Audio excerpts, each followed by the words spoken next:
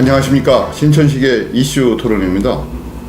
철도와 대전의 관계는 아주 밀접합니다. 대한민국 철도의 역사는 바로 대전의 역사와 일치합니다. 철도는 새로운 세상을 만나게 하고 새로운 생각을 만들어냅니다. 철도와 함께 새로운 세상에서 새로운 생각으로 대전시의 미래를 꿈꾸는 사람 오늘 모셔봤습니다. 자기소개가 원칙입니다. 예. 코레일 상임감사위원 임영호입니다. 우리 임 의원님 그러니까 호칭이 좀 좋네요. 감사님이라고 불러야 되는 겁니까? 의원님이라고 감사위원입니다. 정확하게. 예. 저희는 이제 의원님 뭐 이것이 호칭이 좀 익숙한데 어떤 분은 또 구청장이라고. 그러니까요. 이제 다양한 그 관직을 거치셨는데 감사님으로 그럼 호칭을 하도록 하겠습니다. 이제 대전시 발전을 이야기한다고 하면 철도의 역할 무시할 수가 없고 철도의 역할이 대전의 오늘을 만들었다고 해도 과언이 아닌데요. 이제 대전과 철도와의 그 밀접한 관계 뭐 이걸 얘기한다면 이제 대전의 탄생이 경부선 호남선 지나가게 되면서 정체역이 생기면서 아주 비약적으로 발전한 거 아니겠습니까? 우리 임 감사님은 고향이 대전 아니세요? 예, 산내입니다. 과거에 이제 대전시에 변두리엔 대덕군이 있었죠. 그러나 지금 다 대전시에 들어와서 대부분이 이제 일부는 중구에 편입됐고 한 90%는 동구에 편입됐습니다. 그러니까 뭐 고향이 대전이죠. 저희가 흔히 이제 문명을 접하는 충격 뭐 이런 걸 얘기할 때 철도 기차를 언제 타봤느냐, 전기불을 언제부터 썼느냐, 이제 최근 들어서는 전화를 몇 년대에 사용했느냐 뭐 이런 걸 가지고 얘기하는데 기차를 언제 처음 타보셨어요? 저는 사실 기차 소리를 어렸을 때 들었습니다. 말하자면 어릴 때 초등학교 다니기 전에 저희 집이 이제 가오동, 과거에는 가오리 변전소라고 이렇게 했어요. 그 근처인데 파남동에서 이제 세천고개를 넘으려면 아무래도 그때 힘기웠던 모양입니다. 전기관차가 칙칙폭 나면서 연기를 뿜고 또 기적소리를 내고 그래가지고 기차가 어떻게 생겼을까 그 상상이 나라를 폈습니다. 그래서 언젠가 기차를 한번 보고 싶다 해가지고 동네 아이들하고 인동에 가가지고 또 그 기차를 봤고 그 후에 1년 후에는 다시 또 용기를 내서 대전역까지 가가지고 당시 전기관차 미카 전기관차를 보고서 굉장히 시간 가는 줄 모르고 아주 뚫어지게 보았던 그런 기억이 있습니다. 실제로는 기차를 탄 기억은 제 큰 누님이 그 경기도 포천에 사셨었는데 중학교 1학년 때 그 포천에 가려고 대전에서 서울까지 그때는 4시 새벽 열차였었습니다. 그때 서울까지 4시간 걸렸습니다. 그때 탄 것이 처음 기차를 탄 기억이 있습니다. 중학교 1학년 때 기차를 처음 타보셨으니까. 그때부터 철도에 대한 관심을 가졌던 거는 그 전에도 철도를 항상 호기심의 대상으로 그렇습니다. 이제 뭐 인동이나 대전역까지는 상당히 먼 거리인데 걸어서 왔을 거 아닙니까? 그렇죠. 알겠습니다. 대전의 철도 가족이라고 할까요? 그 철도 관련 기업 코레일이라든지 시설공단 근무하시는 분들이 꽤 많으실 것 같아요. 몇 분이나 되세요? 우리가 이제 한 28,000명 직원인데요. 또 시설공단이 한 1,700명 정도. 정확하게 제가 다른 기관이기 때문에 할 수 없지만은 적어도 이제 3만 명 이상이 이제 그 철도에 관련된 기관에서 근무하는데 그중 제가 알기로는 우리 철도공사는 코레일은 한 3,000명 이상이 대전에 근무하고 있고 대전에 주소를 두고 있고요. 시설공단도 아마 그 정도는 아니지만은 1,600명 중에서 한 수백 명 정도는 뭐 대전에 적을 두고 있다고 저는 파악하고 있습니다. 뭐 150만 대전 시민 중에서 뭐 6,000명이라고 하면 어떻게 보면 숫자적으로는 적을 수도 있습니다만. 그러면 식구 이제 4분이나 5분 결국은 한 2만 명 정도는 그렇겠죠. 그래서 그분들이 갖고 계신 지역에 미치는 영향력은 그 이상이라고 이제 생각이 그렇습니다. 되는데요. 이제 최근 들어서 이제 대전을 교통도시로 분류하다가 예. 이제 교통도시의 이미지에 흠집을 내는 대사건이라고 할 만한 예. 일이 벌어졌어요. 다른 것이 아니라 이제 대전이 교통의 관문이고 삼남의 관문이다 이런 얘기를 여태까지 해왔는데 예. 이제 KTX 호남선 개통되고 나서 서대전역 정차 횟수가 아주 엄청나게 줄었어요. 그렇습니다. 이제 그거로 인해서 뭐 시민들이 느끼는 불안감이라고 할까, 상실감이라고 할까, 또 어떤 분들은 코레일에 대한 뭐 코레일이 그 의사결정을 전적으로 한 건 아니겠습니다만 배신감 같은 것도 느끼는 분들이 있다고 저도 이제 들었거든요. 그래서 호남선 그 KTX 서대전역 그 정차 문제 현황하고 앞으로의 전망에 대해서 설명 좀 한번 해주시죠. KTX는 뭐 고속화된 그 철로를 다니는 게 원칙입니다. 그러나 지역 사정 또 지역민들의 요구에 의해서 고속화된 철로가 아닌 곳도 다닙니다. 예를 들어서 수원이라든가 밀양. 그래서 서대전역도 당연히 그렇게 생각을 했습니다. 저희들은. 그러나 호남 사람들은 오랫동안 과거 서울서 광주까지 처음 기차가 생겼을 때 12시간 다녔던 처음 1914년 호남선이 생겼을 때 12시간 정도 걸렸습니다. 그것이 1시간 반 만에 이렇게 다닐 수 있는 그런 기대감이 커서 그러신지 소위 말해서 이제 1시간 반에서 넘어서는 그러한 지체되는 시간을 굉장히 말하면 인내하지 않는 또 허용하지 않는 그런 분위기였었습니다. 그래서 사실은 저희들은 계속 설득을 했습니다. 한 20%를 정도 증차를 해가지고 20% 정도는 서대전역을 이렇게 경유해가지고 가도록 했으면 어떻겠냐고 했는데 사실 저희들은 어떻게 보면 이 코레일이라는 것이 기업성과 공익성 두 가지에 있어서 기업성은 주로 기재부의 통제를 받고 공익성은 철도의 정책에 관계돼서는 국토부의 어떤 통제를 받습니다. 그래서 국토부에 그렇게 상신을 했는데 결국 국토부는 전체적인 어떤 여론이 동향 또 국민의 의견 여론을 보면서 결정하는 기관이기 때문에 아마 그렇게 돼가지고 서대전역을 경유하지 않아서 굉장히 참 시민들한테 주성하게 생각하고 본의 아니게 어떻게 보면 폐를 끼치게 하는 그런 그렇게 돼서 기관이 몸담은 삶으로서 굉장히 죄송하게 생각합니다. 그러나 저는 이렇게 생각합니다. 결국은 지금 있는 이 KTX가 서대전역을 경유하지 않지만은 이 익산까지만 가고 결국은 다시 그 환승해가지고 가지만 그 불편은 호남 사람이 겪는 겁니다. 때문에 언젠가는 지금 경부선처럼 직통으로 가는 것도 있고 한두 개 쉬는 것도 있고 또 서대전역을 경유하는 것도 그래서 각가지 사람들이 어떤 편의성이 있습니다. 본인이 원하는 희망이 있을 겁니다. 그래서 그렇게 해서 될 거 아닌가. 그래서 아마 금년 말 정도 지나면 다시 호남 사람들의 의견을 들어가지고 그 조정을 할 것이다. 그래서 저는 낙관적으로 그렇게 보고 있습니다. 처음에는 그 기대가 굉장히 큽니다. 1시간 반 만에 온다. 왜 2시간, 3시간 걸리도록 하냐. 그런데 사실은 서울서 직접 광주과 직통으로 이렇게 가는 손님들은 많아야 한 20%입니다. 20% 미만입니다. 대부분 13%, 15% 정도입니다. 나머지는 통통 뼈서 이렇게 가는 거고, 오히려 일부는 서대전역을 경유하고, 일부는 좀 더 정착해야 호남에 가는 분들이 많아야 지역 경제도 좋아지고, 또 고향을 찾는 호남 사람들이 더 편할 거 아닌가 이런 생각이 듭니다. 한 역을 정차할 때 대충 7분 정도 지연됩니다. 왜냐하면 300km를 달린다고 하지만은 역에 설 때쯤 한 150 정도에서 속도를 줄여요. 다시 또 출발할 때 또 그 속도로 가기 때문에 한 7분 정도 이렇게 지연이 됩니다. 때문에 지금도 서울, 부산은 직통 열차는 운행되지 않고 있습니다. 한 번에 딱 가는 거. 예, 대부분의 의견을 각 도시마다 의견이 있기 때문에 그 의견을 들어서 정차를 하고 왔습니다. 사실 지금 서울서 광주까지 100만 이상 도시는 대전밖에 없습니다.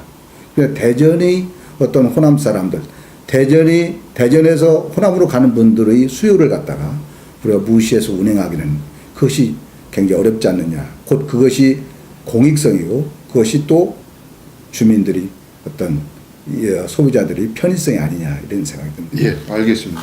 뭐 시민들의 어떤 기대가 빠른 시간 내에 채워질 것으로 이렇게 기대를 해보겠습니다. 아마 금년 말을 넘지는 않을 겁니다. 예, 알겠습니다. 저희가 코레일 하면 뭐 최근 들어서 저도 서울을 간다든지 부산을 갈 경우는 승용차보다는 코레일을 이용하거든요. 예. 이제 안전하기도 하겠지만 정시성이 보장되니까 예. 약속을 하고 약속 시간을 맞추는데 예. 그게 불안한 적이 없어요. 예. 이제 그래서 코레일을 이용하는데 그동안 보면 코레일 같은 경우 국민의 혈세를 축내는 만성 적자라든지 또 어떤 경우 보면 이제 외부에서 비춰지는 시각에 종사자들이 평균 이상의 임금을 받고 있는 것 같은데도 그러한 그 임금 문제라든지 임금 상승에 관한 어떤 불만 때문에 그 노조가 아주 강력한가 봐요. 그 파업. 심심찮게 아주 파업이 많습니다. 그런데도 저희가 이제 안전성의 문제라고 할까? 이 자잘한 사고라고 할 수는 있습니다만 사고가 또 끊임없어요. 그래서 이러한 그 나쁜 이미지라고 할까? 이것이 이제 저도 이제 국민의 한 사람으로서 그런 생각을 갖게 되고 또 주변에서도 코레일에 대한 부정적인 시각이 분명히 존재하고 있거든요. 직접 코레일에 들어가서 보니까 어떻습니까? 그 조직이 우리가 이렇게 매도하고 뜯어고칠 때가 많은 문제 있는 조직으로 보여지십니까? 어떠세요? 저도 이제 대부분 공기업이 이제 신의 직장이라고 생각하고 여기는 방망경영 할 수 있는 소지가 굉장히 많다 이렇게 생각했습니다. 더군다나 코레일은 뭐 껐듯하면 파업한다고 그러고 빚도 많다. 또 강성 노조다. 또 만성 적자다 이렇게 했는데 사실 가서 보니까 나름대로 고생도 많이 하고 또 나름대로 사정이 있다 이런 생각이 듭니다. 첫째 이제 그동안에는 그런 오명이 있지만은 굉장히 많이 변했습니다.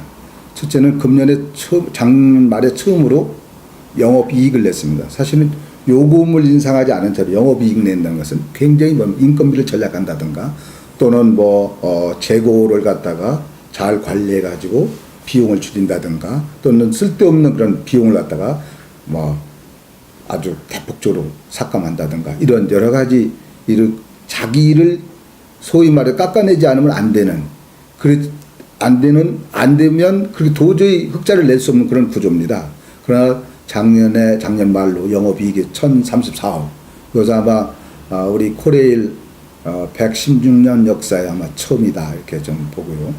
또 한 가지는 이제 이번에 국가에서 정부에서 방만경이 그 가장 대표적인 사례로 근속 승진을 지적을 했습니다. 그런데 오늘 아침 오전 중에 노사 간에 합의를 봐가지고 앞으로 근속 승진제를 폐지하고 일반적인 승진 제도로 다시 전환하는 그렇게 해서 완전히 과거에 나쁜 폐단을 적폐를 갖다 해소할 수 있는 근속 승진은 이제 일정 근무 연한이 되면 자동으로 승진시킨다 그렇죠. 그 얘기시죠? 그러니까 역장이 예를 들어서 윗사람 얘기 안 듣고 결근도 잘하고 해도 시간만 되면 승진합니다. 그래서 역장이 보통 3급이라고 하는데 한 20년 근무하고 25년 가면 그냥 저절로 역장이 되는 그러니까 인사권이 제대로 조직 장악이 안 되는 거죠. 예, 그렇기 때문에 이번에 그런 폐단을 갖다가 완전히 해소시켰고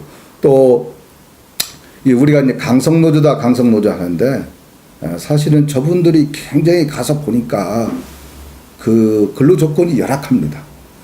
보통 28,000의 직원 중에서 한 15,000명 이 정도가 교대 근무하는 겁니다. 말하자면 3조 2교대 해가지고 소위 이틀은 낮에 근무하고 이틀은 야간 근무하고 이런 식입니다.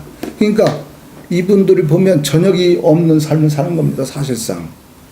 때문에 근로조건이 열악합니다. 그러다 보니까 그분들이 근로조건을 어떻게 표출하다 보니까 강하게 그것도 국가의 정책이 일부는 또 좀 과도한 면도 있고 또 그걸 갖다가 또 적극적으로 대처하려고 보니까 숫자가 많다 보니까 그래서 강성 노조 이미지도 있는데 이번에 이제 이렇게 쭉 가는 거 봐서는 노조 얘기를 하다 보면 그 지금 이제 알짜 노선 같은 경우 민영화 추진을 한다 뭐 이런 것이 노조의 그 파업 원인 중에 하나가 됐던 것 같아요.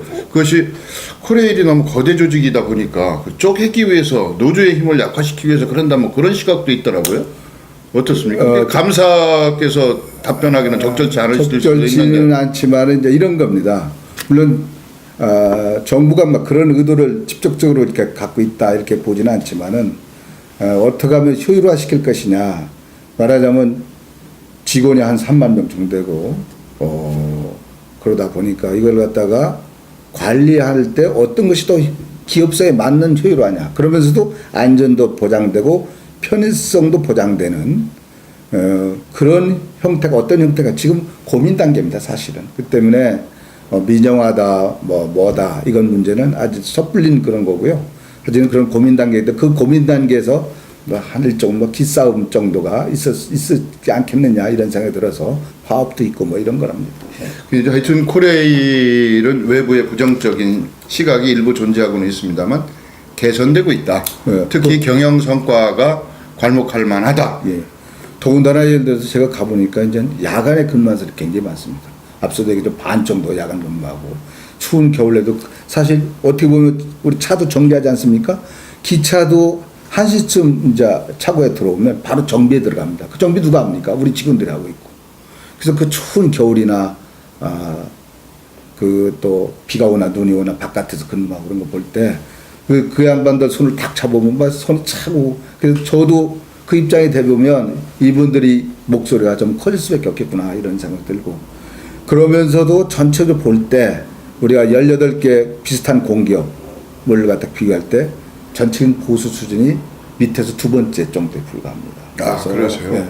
그래서 사실상 요금으로 운영되는 이 공기업으로서 굉장히 그 어떤 요금 인상이 안 된 상태에서 근로조건을 갖다가 복지수를 높이기는 굉장히 어렵기 때문에 전반적으로 볼 때 우리가 하는 일에 비해서 저평가받고 있는 게 아니냐 저는 그런 생각이 들어서 아쉬움이 있습니다. 알겠습니다.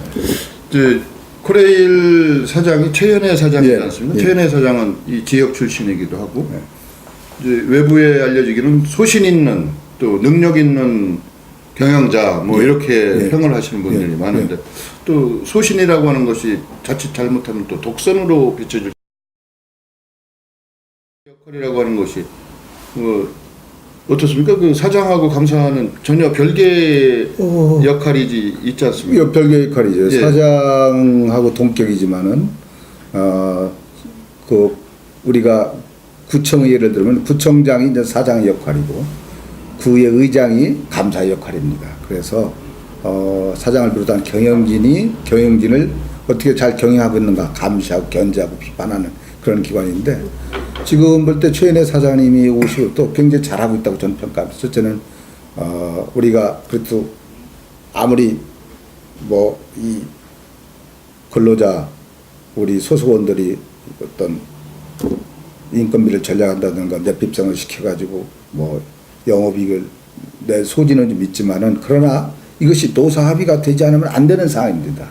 그래도 제가 볼 때는 잘 하고 있다. 또 파업의 원칙을 가지고 이렇게 대처를 하시고 그래서 제가 볼 때는 이 여성이기 때문에 또 섬세한 면도 있고 그래서 우리 코레일의 이미지를 한 단계 높이는 그런 계기가 되지 않을까 저는 그런 생각합니다. 그래서 최 사장님이 또 여성이라는 게 그런 거예요. 별로 말하자면 군더더기가 별로 없어요. 예, 알겠습니다. 그러나 이제 그런 장점 사람이니까 100% 완벽할 수는 없고 이런 점은 좀 고쳤으면 좋겠다, 보완했으면 좋겠다, 뭐 생각하시는 게 있으세요? 여기가 뭐 공개적으로 이제 이게 공개된 자리이긴 자리이기 합니다. 때문에 제가 그것은 꼭 고치할 점이 있으면 함께 둘이 있을 때만 제가 알겠습니다. 그렇게 알겠습니다. 이제 코레일이 이제 지역의 본사가 소재한 몇 안 되는 공기업 중에 하나거든요. 그렇죠. 특히 이제 대전시 입장에서는 코레일이 아주 중요한 자산이고 자원이 될 수 있는데 대전시가 처한 여러 가지 상황 만만치만은 않습니다. 뭐 여러 가지 어려움도 있을 테고 가능성도 있습니다만 어떤 문제는 코레일과 함께 힘을 합쳐서 풀어나가야 될 그런 문제도 있을 것 같아요. 뭐 지금 철도변 정비 사업이라든지 뭐 여러 가지 협력도 하고 계신 걸로 알고 있는데 대전시하고 주로 협력해서 어떤 사업을 추진하고 계시고 앞으로 또 어떤 사업을 더 생각하고 계신 건지 뭐 시민들에게 설명을 좀 잠깐 해주시죠 이번 기회에. 과거 고속철도 지하화 문제 그것 때문에 이제 대안으로 지상화하되 철도변 정비 사업을 갖다가 올해 한 6천억 정도 들여가지고 제 부총장이나 국회의원 시절도 쭉 해왔던 그런 사업인데 지금까지 거의 잘 마무리되고 있습니다. 과거에 예를 들어서 철도가 동서를 단절시키는 중요한 방해물이었습니다. 근데 이번에 소위 21세기형으로 다 바꿔놨기 때문에 그래도 전에보다는 훨씬 좋아졌고 주거 여건이 좀 나아졌다 이렇게 봅니다. 그래서 그와 더불어서 이제 우리 이 철도가 과거 1905년이나 1914년 경부선 호남선이 개통돼서 조그마한 대전리에 불과했던 이 도시가 이렇게 크게 성장한 것은 철도이기 때문에 앞으로도 저는 철도를 잘만 우리가 핵심 사업으로 우리가 잘 활용하면 충분히 있다 그럽니다. 특히 그중 하나가 역세권 개발입니다. 그래서 지금 현재는 우리가 이 역 주변의 땅을 어떻게 개발할 것이냐 고민이 단계지만은 저는 굉장히 고민을 더 많이 해야 된다 했습니다. 시기가 문제가 아니라 왜냐하면 이 중요한 이 공간이기 때문에 이 공간을 한번 써버리면 다시금은 예를 들어 다시 재활용할 수 없어요. 그 때문에 역세권 개발은 좀 더 긴 차원에서 우리 이 대전을 제2도약으로 삼는 이런 차원에서 해야 된다. 저는 그렇게 생각하고 또 우리 대전이 발전하면 발전할수록 또 약점을 보일 수 있어요. 그 약점을 보강하는 역할을 역 주변에서 하면 될 거 아니냐 하는 그런 생각을 갖고 있습니다. 그래서 그런 문제와 함께 역 주변의 또 공원화 사업이라든가 또 우리 간이역을 다 하는 문화역으로 만드는 지자협의회에서 하는 문제 또 우리 지역의 어떤 관광 상품이라든가 산업을 갖다가 철도로만 연계하면 그것이 전부 다 되는 겁니다. 철도 플러스 어떤 장소 또는 어떤 물건 어떤 시장하면 그것이 다 창조화 돼가지고 환영받는 그런 겁니다. 때문에 얼마든지 그럴 가능성이 있다 이렇게 보고요. 또 우리가 지금 우리 대전 시민으로서 그래도 그동안에 6.25 때 큰 역할을 하시고 순직한 고 김재현 기관사 있습니다. 그래서 그분을 또 기리는 동상 제막식을 대전시와 보훈처와 함께 우리 코레일 건물 앞에 공원화를 만들어서 할 그런 생각이고 하여튼 이 철도가 대전에 굉장히 중요하다 생각하기 때문에 앞으로도 그런 역할을 하는데 중점을 두도록 하겠습니다.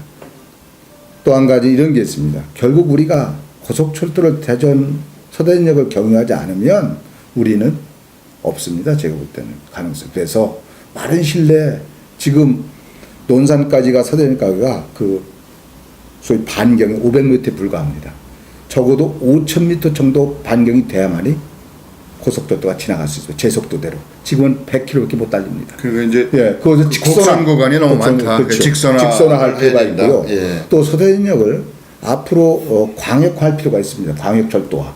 그래서 지금 서울에 있는 철도가 지금 아산이 신창까지 이렇게 가고 있는데 그것을 갖다 어쨌든 서대전역까지 올 수 있는 방안을 우리가 더 강구해야 되고 또 도시철도 2호선을 할 때 서대전역을 갖다가 활용하고 우리 호남선의 그런 대전에 깔려있는 호남선을 이용해가지고 서울처럼 서울은 지하철을 또는 국철을 같이 혼용해서 사용합니다.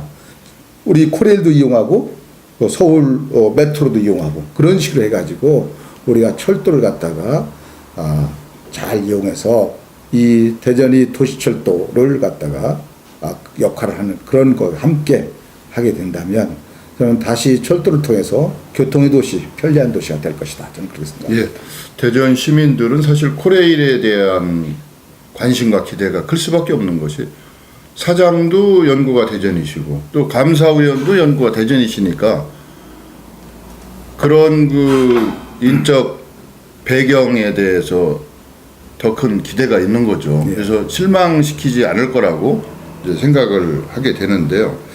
이제 코레일도 나름 한반도 안에서 어떻게 보면 경부선이라고 하는 것이 부산에서부터 시작해가지고 북한 원주인가요? 아니죠.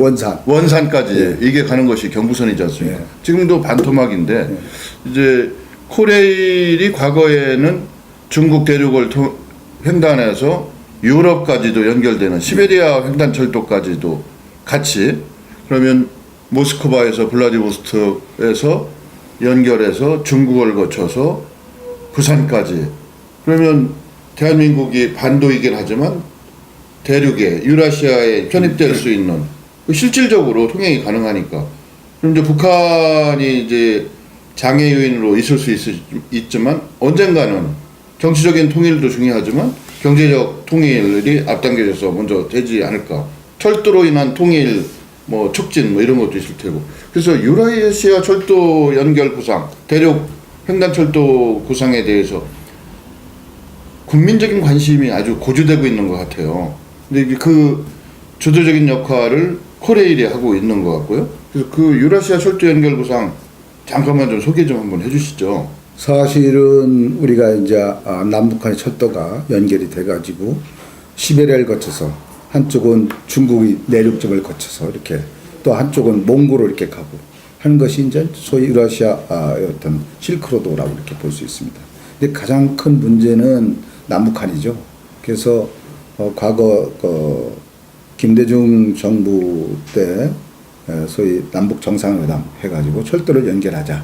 그래서 우리가 유라시아로 우리 대륙 철도를 갖다가 이용하자. 그렇게 해서 우리의 어떤 한반도의 기계를 보여주고 산업을 발전시키자. 그런 게 합의가 됐었습니다. 그 후에 이제 노무현 대통령 때 남북한 총리 회담을 거쳐서 그것이 구체적으로 이렇게 됐는데 그 후에는 박왕자 사건이 일어나가지고 사실은 그것이 다 중단됐습니다. 지금 우리가 이제 4개 선을 이어야 합니다. 하나는 경의선입니다. 신의주 가는 거. 하나는 경원선, 원산으로 가는 겁니다. 하나는 금강산으로 가서 연결해가지고 하는 거고, 또 이 지금 동해 쪽에서는 동해 남부선이 있는데 삼척에서 고성까지 그 위 북쪽까지 동해 북부선이라고 우리가 취하는데 그것이 안 됐습니다. 그래서 당장은 우리가 이 남북한에 어려움이 있겠지만 그러나 앞을 봐서 우리가 할 수 있는 건 우리가 하고 또 빠른 시일 내에 남북한의 소위 화해와 협력의 그러한 분위기를 조성해서 연결을 시켜가지고 우리가 정말로 유라시아를 이용해가지고 우리의 그 어떤 산업을 발전시키는 국가의 성장을 하는 그런 계기가 돼야 된다 이런 생각인데 오늘 신문에도 보니까 지금 중앙아시아에 우리 그 뭐 삼성이라든가 또는 LG 상품이 대부분이 우리 상품이었고 그것은 어떻게 갔냐 보니까 일단은 북한으로 못 가니까 중국의 해안을 거쳐가지고 중국의 소위 그 TCR이라고 있습니다. 중국의 횡단철도 그걸 이용해가지고 그 중앙아시아 가가지고 우리의 어떤 상품이 굉장히 절찬히 팔리고 있다 이런 것들입니다. 그래서 사실은 우리가 이런 그 대륙간 횡단철도 또 지금 얘기한 뭐 유라시아 대륙철도 이런 것이 굉장히 중요한 사업이고 그래서 지금 우리가 이제 최인혜 사장님 오시부터 우리가 이제 첫째 거기 하기 전에서 분위기 조성을 해서 OSJD라고 유라시아에 해당되는 소위 중앙아시아, 중국, 러시아, 그 동유럽 이 사람들이 주축이 된 국가 간의 철도 협력 기관이 있습니다. 왜냐하면 철도가 이제 서로 이렇게 다 맞닿아 있기 때문에 서로의 운송이라든가 요금, 통관, 그 환적하는 문제 이런 문제이기 때문에 거의 이어졌기 때문에 협의하지 않으면 안 됩니다. 그래서 우리가 앞으로 유라시아를 이용해 가지고 대륙간 철도를 이용해 가지고 말하자면 우리의 그 물건 상품을 갖다가 운송하고 하려면 이 그 조직에 OSD는 국제 조직에 가입하지 않으면 안 됩니다. 그래서 지금 어떻게든 뭐 북한이 방해가 있지만은 북한이 동의가 있어야만이 될 수 있습니다. 대부분이 이제 북한하고 친한 국가들이 대부분입니다. 그쪽에 뭐 동유럽이라든가 또는 동북아 뭐, 그러니까, 예. 또 러시아, 냉전 중국. 시대 그렇죠. 그쪽, 예. 그 산물이기 예, 때문에 예. 그래서 지금 OSJD에 우리가 가입하려고 굉장히 노력을 하고 있다. 그 안 됐습니까? 된 걸로 만장일치로 된 걸로 저는 알고. 이건 이게 됐습니다. 지난달에 체코에 우리 최 사장이 가셨는데 최 사장께서 이제 과거에 이 북한이 방해 때문에 정연으로 하자 이런 의제조차도 내지를 못했습니다. 상정을 못했습니다. 그런데 어떻게든 러시아의 그 소위 약군이 그 러시아 국영철도 사장했습니다. 그 사람이 러시아가 주도권을 갖고 있습니다. 동유럽이고 막 카자흐스탄이 뭐 있기 때문에 그 사람을 설득시켜 가지고 결국은 의제로 채택을 된 겁니다. 의제로 만장일치 의제로 채택되고 언제 결정하냐? 5월 27일 날 우리 서울에서 그 이제 그 회의가 있는데 그것은 그 동의를 위한 회의는 아니고요.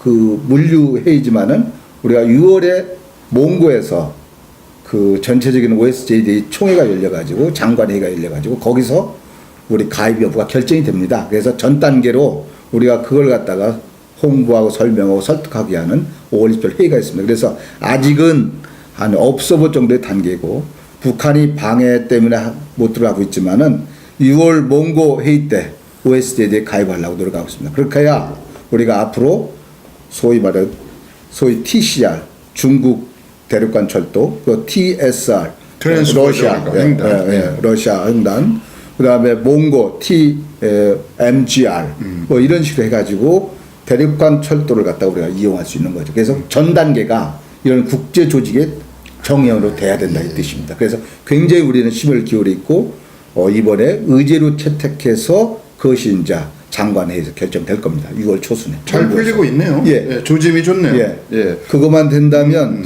일단은 우리가 이제 철도의 문제는 남북 간 합의만 하면 되는 겁니다. 사실은 화해무드가 연대가지고 다만 이제 북한하고는 상부 구조, 하부 구조의 차이가 좀 있습니다. 다행히도 궤도는 표준계입니다. 1435라고 뭐 협계라는 얘기. 표준계입니다. 우리가 표준계고 1435. 그 일본, 우리 북한은 같은 그 궤도입니다. 그 크기가 넓이가 그래서 1435mm입니다. 그리고 그 러시아는 광계입니다. 1520mm라고 해서 넓습니다. 이게 왜 이제 그런 식으로 했냐면 우리는 주로 산업용으로 만드는 거고 일본이나 북한, 남북한은 러시아나 유럽은요 서로 철도가 같으면 전쟁 때 이게 굉장히 물자 이동, 문제가 생깁니다. 이동이 쉬우니까. 때문에 아예 틀리게 크기를 다르겠습니다. 크기를 다르게 했습니다. 우리는 어떻게 보면 철도 건설의 역사가 대륙 침공을 위한 준비라고 볼 수 있거든요. 그러니까 같이 그런 역사적 배경이 다만 이제 북한은 굉장히 노후됐어요. 저 하부 구조가. 더 하부 구조는 그래도 단시간에 할 수 있지만 상부 구조가 문제입니다. 왜냐하면 요새는 전기로 가는 전동률이 우리 같은 한 60%인데 거기 한 90% 이상 나옵니다. 북한은. 왜냐하면 북한은 산악지이기 때문에 힘이 좋아야 합니다. 그러니까 전기를 이용합니다. 근데 문제는 서로의 전기가 틀립니다. 우리는 25,000 교류로 하고 있지만은 저기는 3,000m 직류로 하고 있습니다. 그게 전기 자체가 틀리기 때문에 그게 문제입니다. 예, 알겠습니다. 하여튼 유라시아 철도의 꿈, 대륙 횡단 철도 꿈과 낭만도 있고 뭐 어떤 추진에는 어려움도 있겠습니다만 실현이 멀지 않을 것 같습니다. 또 기대해 보겠습니다. 이제 우리 이명우 감사님 개인적인 얘기도 몇 가지 좀 해보고 싶은데요. 지난번 국회의원 선거에서 지셨죠? 떨어지셨죠? 한 3등 했습니다. 예, 그래서 이제 이장우 현역 의원하고 뭐 이제 시민들이 걱정도 하고 또 나름대로 기대도 하고 있는 측면인데 이제 여러 가지 구정의 두 분의 관계가 걸림돌이 될 수도 있다. 어떻게 잘 해결될 수 있는 방법은 없을까? 뭐 이런 얘기는 그런 얘기 들어보셨죠? 예, 그 뭐 그 이 자리에서 이장우 의원하고의 관계를 한번 말씀해 주신다면 어떤 관계세요? 아이고. 근데 저는 그렇습니다. 이게 이제 우리가 공인이기 때문에 공적인 일, 지역 발전이라든가 이런 거에 대해서는 국회의원이라는 힘이라는 게 굉장히 크기 때문에 그걸 방해해서는 안 됩니다. 어쨌든 제가 구청장 할 때도 이항희 국회의원 계시고 송천영 의원이 계셨지만은 절대로 제가 그분 말씀을 절대로 짚고 했습니다. 그래서 지금도 뭐 저희 그 소신은 변함이 없습니다. 공적인 일에 대해서는 뭐 전혀 협조해야 되고 우리 때문에 예를 들어서 지역에 방해가 된다든가 지역의 어떤 발전에 어떤 뭐 좀 방해물이 된다든가 이건 제 스스로가 용납이 안 됩니다. 다만 서로의 삶의 이 걸어온 과정이 틀리고 철학이 다릅니다. 때문에 그런 거에 차이에서 오는 서로의 어떤 생각의 차이가 있을 수 있겠지만 다른 건 없습니다. 저도 이제 여기 있으면서도 저희 또 2년간 이렇게 쉴 때도 이 지금 있는 이 자리에서도 절대로 제가 이 현역 국회의원이나 구청장한테 오히려 도움을 줄 망정 절대로 그분들한테 어떤 방해가 된다든가 어려움을 준다든가 또 하는 일에 대해서 걸림돌이 된다든가 이래 되지 않도록 제 스스로 처신을 그렇게 하고 있습니다. 예, 알겠습니다. 뭐 크게 걱정 안 해도 될 것 같은데, 네, 지난번에 이장 의원 이 자리에 나와서 또 물어봤어요. 비슷한 질문. 뭐 비슷한 답을 또 하셨더라고요. 두 분이 평소에 뭐 짜고 하시는 건지 뭐 모르겠는데 아주 일치하네요, 답이. 이제 뭐 낙선을 하면 어느 분이 그러셨다고만요. 그 원숭이는 나무에서 떨어져도 원숭이지만 이제 서출직은 떨어지면 사람 대접을 못 받는다 뭐 이렇게 얘기를 하는데 낙선 하시고 뭐 집거 기간일까 그 은인 자중의 시기에 주로 소일을 어떻게 하셨어요? 이번에 이제 19대 때 이렇게 했는데 결국은 처음 낙선할 때는 어찌할 바를 몰랐습니다. 잘 나갔던 사람 어떻게 보면 뭐 그냥 하늘에서 뚝 떨어진 그것 때문에 그래서 그때는 당황했습니다. 그래서 어떻게 해야 될까 했는데 이번에 떨을 때는 연습이 돼서 그런가 아주 좋았습니다. 이젠 내 할 걸 좀 해야겠다 해가지고 저는 일찍 그 개인 사무소에 출근했습니다. 새벽처럼. 그래서 책을 들여다봤습니다. 오전 내내 책 봤습니다. 그래서 주로 그동안에 우리가 학교 다닐 때는 시험용으로 그냥 읽었던 그런 책들 이런 걸 다시 꺼내서 인문학, 한번 문학사, 철학, 또 시, 예를 들어서 또 음악 이런 걸 좀 공부를 해야겠다 생각해서 열심히 해가지고 그 결과물을 인터넷 뉴스에 계속 올렸습니다. 우리 DT 뉴스에도 올리고 있는데 그것이 지금까지 한 800페이지 정도 됩니다. 그래서 언제 기회되면 책을 갖다가 이렇게 소개하는 그런 입장에서 한번 해보고 싶고 제가 사실 연암 박전이 열아일기를 읽으면서 그분이 자기 소개를 그렇게 하더구만요. 자기는 간서치다. 간서치면 볼간자, 책 서자, 치는 바보 치자 이겁니다. 나는 책 보는 바보다 했는데 사실 그래서 2년 동안에 거의 뭐 책 보는 바보로 이렇게 지냈습니다. 저도 우리 임 감사위원께서 쓰신 그 독후감이라고 할까요? 뭐 서평이라고 할까? 이걸 몇 편 읽었던 기억이 나는데 기억에 남는 책이 있다면 한번 소개 좀 해주시죠. 제가 처음 이제 떨어지고 나서 이해창 총재님 모시고 점심을 했는데 이분이 이제 저한테 책을 권하더라고요. 그때 그리스인 조로바라고 소위 히라빈 조로바. 히라빈 조로바. 그래서 카잔찬 키스라고 그 저자가 키스라고 해서 좀 그렇습니다. 근데 저는 못 들어본 거예요, 사실은. 그래서 굉장히 무식하다고 생각했어요. 총재님께서는 이 사람의 정신, 이 사람이 인간의 본질이 무엇인가를 알 수 있는 그런 책이다 하면서 굉장히 권해줬어요. 그래서 읽어봤어요. 그렇구나. 인간이라는 게 이런 거구나. 이런 걸 깨달았고. 그것이 이제 첫 번째 제가 읽은 거고. 또 한 가지는 역시 톨스토이입니다. 우리하고 맞는 소설은 되게 맞는 것은 러시아 소설이 맞는 것 같습니다. 그래서 도스토옙스키나 톨스토이인데 톨스토이의 아주 짧은 단편 소설이지만 인간은 무엇으로 사는가 이런 게 있습니다. 그것은 여러 가지 있지만 결국 우리가 사랑이다. 저는 그래서 다른 사람도 그런 얘기입니다. 성경책 읽는 것보다 가장 쉽게 읽는 것이 톨스토이 단편 소설 읽어봐라. 그러면 진짜 와닿는다. 이런 거고. 또 이제 칙센트 미하이라고, 이 사람은 몰입의 즐거움이라는 게 있습니다. 근데 아주 작은데 결국 우리가 일상생활에서 행복을 찾는 길은 자기가 하고 있는 일에 대해서 몰입하는, 거기서 행복이 있다, 이런 요약한 겁니다. 그래서 그런 것이 이제 생각이 나고요. 그래도 동화지만 동화가 아닌 법정 스님도 소개한 생트지베리의 어린 왕자, 이런 것이 굉장히 마음에 탔습니다. 또 한 가지 있다면, 결국 오늘 신문에도 봤는데 일반 직장인들이 당신은 소박하게 살래, 아주 악착같이 살아도 부자가 살래, 얘기했더니 7대3입니다. 소박이 7. 근데 이걸 일찌감치 우리 사람들한테 경종을 일으킨 사람이 있어요. 솔로우라고, 그분이 이제 월든이라고 했습니다. 영문학을 전공한 사람 제일 먼저 필독서인데 거기에 그렇게 나옵니다. 이 사람이 그 월든이라는 호수, 그 소위 보스턴에 가까운 그 강가에 작은 호수죠. 거기 가서 28달러 가지고서 그 집 오두막을 짓습니다. 그러면서 자연과 자기 자신의 성찰을 합니다. 그러면서 인간 어떻게 살아야 되는가? 말하면 우리가 너무 명예다, 소위 말해서 재산이다, 여기에 대해서 우리 몰두하는 거 아니냐. 인간답게 살고 후회 없이 살려면 어떻게 살는가, 이런 것을 갖다가 우리한테 굉장히 시사를 해줍니다. 그래서 그런 것이 기억에 남습니다. 책을 많이 읽고 또 서평을 언론에도 공개하실 정도면 아주 체계적인 독서를 하신 것 같은데, 이제 어떻게 보면 개인적으로는 낙선을 해서 시간이 주어졌다는 게 행운일 수도 있었겠네요. 그렇습니다. 예, 사실 관점이 전환이 있습니다. 제가 볼 때는 다산 정양 선생 귀향을 가지 않으면 300권이 그 참 주옥 같은 저서가 있을 수 없습니다.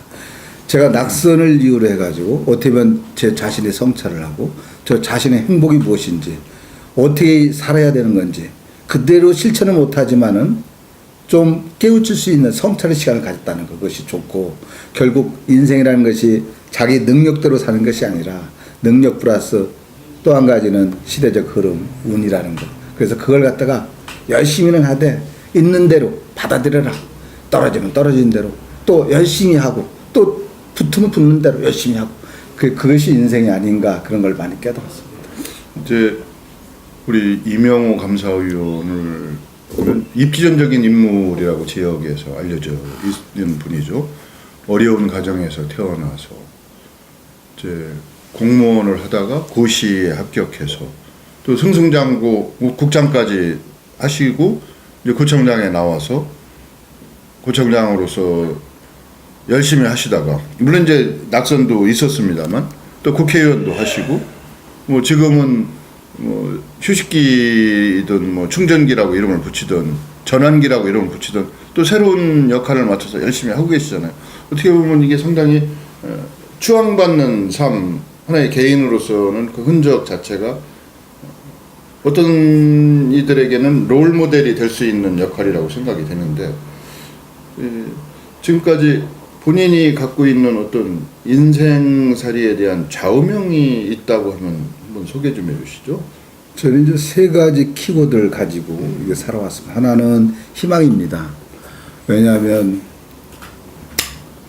살다 보면 좋은 날도 있고 나쁜 날도 있습니다. 그런데 항상 우리가 좋은 날보다는 나쁜 날을, 운이 안 좋은 날, 잘 안 되는 날, 이런 걸 기억하고 또 그걸 그때 이제 기운을 갖다 차리고 또 합니다. 그래서 낙선과 또 그 어려움, 가난, 또 고비고비마다 어떤 좀 고생, 그런 것도 있었기 때문에 항상, 그러나 세상을 낙관적으로, 낙천적으로 보고 있습니다. 그래서 그런 희망이 제가 항상 마음속에 있고요. 또 하나 열정입니다.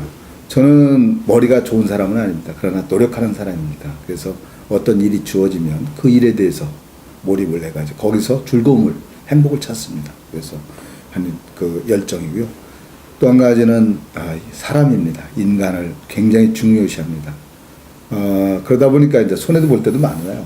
왜냐하면 어떻게 보면 사람을 중시하다 보니까 때로는 공사 구분이 안 될 때도 좀 있고 자기가 손해 볼 때도 또 이익 볼 때가 훨씬 많습니다. 그러나 사람을 사랑하고 사람을 하늘처럼 보시는 그러한 것이 인간다운 게 아닌가. 우리가 그래도 인간이 향기가 있게 나야 되는데 사람 향기가 안 나고 짐승 향기가 난다면 이건 사람이 아니죠. 그래서 항상 그대로 실천은 못하지만은 우리가 보면 인내천이라는 그런 어떤 최재우 선생님께서 말씀하신 그러한 사상을 마음속에 새기고서 이렇게 살아가고 있습니다. 네. 이명호 감사위원을 모시고 신천 씨가 이슈 토론에서 철도와 관련된 이야기도 하고 또 개인적인 얘기도 지금 나누고 있는데요. 이제 임영호 감사위원의 과거 전력이나 또 현재의 그 행적을 이렇게 쭉 이어본다면 지역사회를 위한 어떤 기여나 관심도 잊지 않고 있을 것이다. 뭐 이렇게 생각하시는 분들도 계십니다, 주변에. 근데 이제 시간이 많이 됐기 때문에 대전의 미래 어떻게 보고 계신지 짤막하게 좀 한번 피력을 좀 해주시죠. 제가 시의 국장에 있을 때는 그때는 전성기에 있었어요, 대전이.